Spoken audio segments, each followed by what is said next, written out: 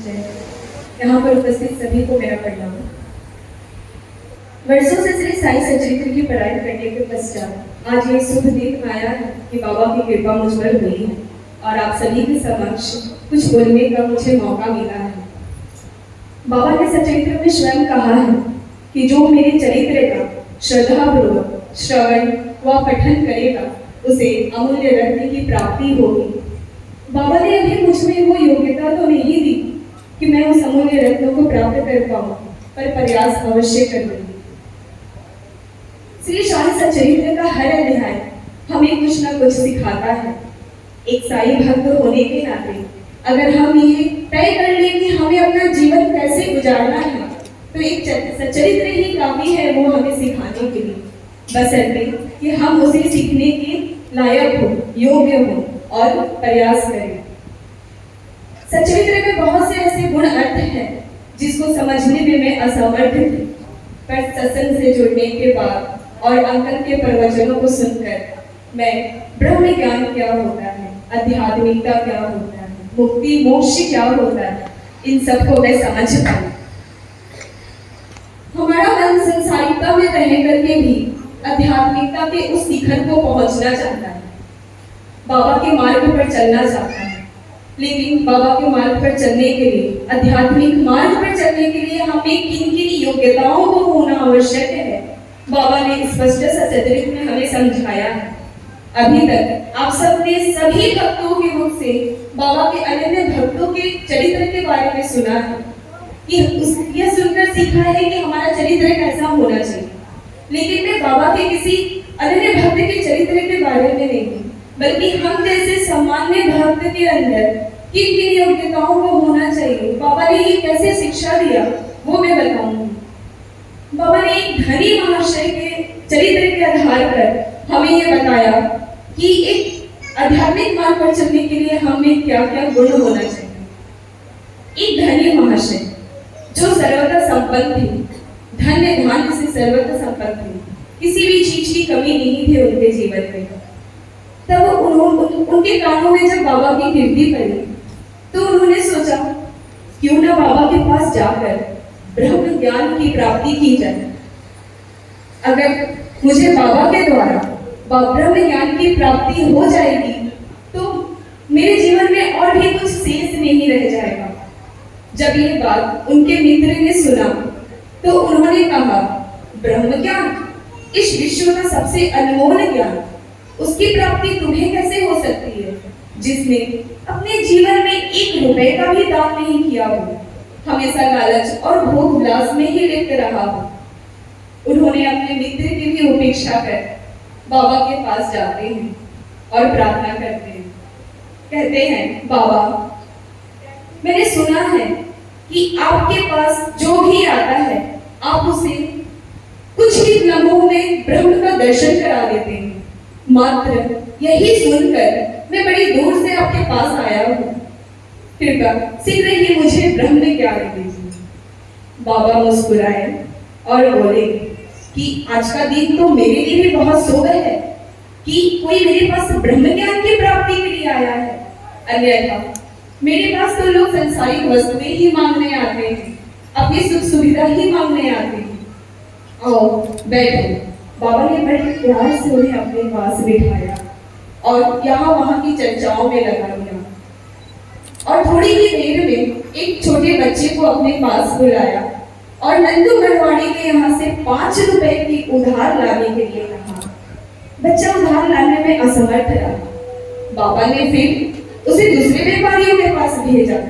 बच्चा तब पर ही असमर्थ रहा, उसे कहीं से भी 5 रुपए की उधार नहीं मिली।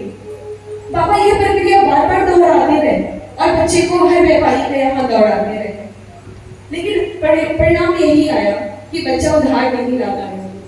जब थोड़ा समय हुआ तो धनी वहां से बहुत अधीर हो गए और बोले कि बाबा, आप इतना देर क्यों कर रहे हैं, व्यर्थ की चर्चाओं में क्यों लगे हैं, शीघ्र ही मुझे ब्रह्म ज्ञान दीजिए ना।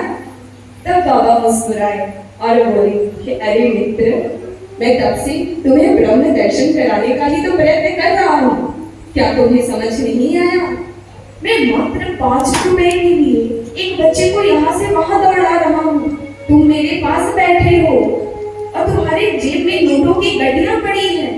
अगर तुम्हें यह एहसास होता तो तुम तुरंत 5 रुपए मुझे निकाल के दे दिए होते, लेकिन तुम्हें अपने धन पर इतना मोह है कि तुम मुझे 5 रुपए भी नहीं दे पाए और तुम ब्रह्म ज्ञान को प्राप्त करोगे। मित्र, ब्रह्म ज्ञान को प्राप्त करने के लिए हमें बहुत सारी योग्यताओं की होना आवश्यक है। जैसे हमारे मन में मुक्ति की तीव्र उत्कंठा होनी चाहिए, किसी भी चीज को प्राप्त करने की अभिलाषा नहीं होनी चाहिए। हर सुख हर दुख में मन को एकाग्र रह करके अपने लक्ष्य की ओर बढ़ना चाहिए। मन में विरक्ति की भावना होनी चाहिए। संसार की सभी वस्तुएं सुख सुविधाओं से मन विरक्त हो जाना चाहिए। मतलब संसार की कोई भी वस्तु ही क्या, परलोक में भी हमें किसी चीज की आशा नहीं रखनी चाहिए। ऐसी विरक्ति की भावना होनी चाहिए। मन को बाहरी दुनिया में आकर्षित होता रहता है, उस आकर्षण से बचाने के लिए अपने मन को अपने अंदर ही सीमित रखना चाहिए, जिसे हम इनर जर्नी कहते हैं। जब हम अपने मन के अंदर ही यात्रा करेंगे, खुद को तलाशेंगे, तभी हम अपने दुर्गुणों को दूर कर पाएंगे। और जब हमारे अंदर की दुर्गुण दूर होंगे, तभी हम पाप से मुक्त हो पाएंगे। सदैव उचित आचरण करना चाहिए, सत्य के मार्ग पर चलना चाहिए, त्यागी बनना चाहिए। त्याग की भावना हमारे मन में होनी चाहिए और सदैव ब्रह्मचर्य का पालन करना चाहिए। हमारे इंद्रियों पर हमारा वश होना चाहिए। इंद्रियां तो चंचल है, वो बिना लगाम के घोड़े की तरह बाहरी दुनिया में भटकता रहता है, लेकिन हमें अपनी इंद्रियों को अपने वश में रखना चाहिए। हम क्या खा रहे हैं, क्या पी रहे हैं, क्या सुन रहे हैं, क्या सूंघ रहे हैं, क्या देख रहे हैं, इन सभी चीजों में पवित्रता होनी चाहिए, तभी हमारा मन शांत होगा। सदैव सार वस्तु को ग्रहण करना चाहिए। मनुष्य के सामने सदैव 2 मार्ग होते हैं, एक आध्यात्मिकता और दूसरा संसारिकता। संसारिकता भोग विलास और सुख सुविधाओं से लिप्त मार्ग है, लेकिन जो विवेकपूर्ण मनुष्य है वो सदैव आध्यात्मिकता के मार्ग को चयन करता है, क्योंकि संसारिकता के मार्ग को चयन करके हम कभी अपने लक्ष्य को नहीं प्राप्त कर सकते हैं। ये सारी योग्यताएं जो बाबा ने बताया है, कहीं ना कहीं मुझे भी और आप सबको पता है कि हमें ऐसा आचरण करना चाहिए, लेकिन प्रश्न ये उठता है क्या हम कर पाते हैं? नहीं कर पाते। इसके लिए बाबा ने अंत में बताया है गुरु की आवश्यकता। कहते हैं ना, गुरु बिन ज्ञान नहीं, गुरु के बिना ज्ञान की प्राप्ति हो ही नहीं सकती है। जीवन में एक सच्चे गुरु की आवश्यकता होती है, वह गुरु जो स्वयं उस मार्ग में चलकर उस ज्ञान को प्राप्त कर पाया हो, वही हमारे दुर्गुणों को दूर कर हमें लक्ष्य तक पहुंचाता है। और एक सच्चे गुरु की तभी प्राप्ति होती है जब ईश्वर की कृपा हो। ईश्वर की कृपा से ही ये सब संभव हो पाता है। इस तरह बाबा ने उस धनी महाशय को बताया कि जब तक तुम्हारे मन में लालच, ईर्ष्या, क्रोध, अहंकार और लोगों की निस्वार्थ सेवा करने की भावना ना हो, तब तक तुम्हें ब्रह्म ज्ञान की प्राप्ति हो ही नहीं सकती है। बाबा ने सिर्फ उस धनी महाशय को ही नहीं, हम सबको ये समझाया है कि आध्यात्मिकता पर कैसे चलना है, किस मार्ग पर चलना है। तुलसीदास जी ने कहा है कि जहाँ राम तहाँ काम नहीं, जहाँ काम तहाँ नहीं राम। तुलसी कबहू होत नहीं, रवि रजनी गठाम। जहाँ ईश्वर होते हैं वहाँ मन के विकार और दुर्गुण नहीं होते, और जहाँ मन के विकार और दुर्गुण होते हैं वहाँ ईश्वर का वास नहीं होता है। ठीक उसी प्रकार जहाँ सूर्य और अंधकार एक साथ नहीं होता है। मैं बाबा से प्रार्थना करती हूँ कि जिन योग्यताओं को उन्होंने धनी महाशय को बताया, वो सारी योग्यताओं में अपने अंदर समाहित कर दो। धन्यवाद।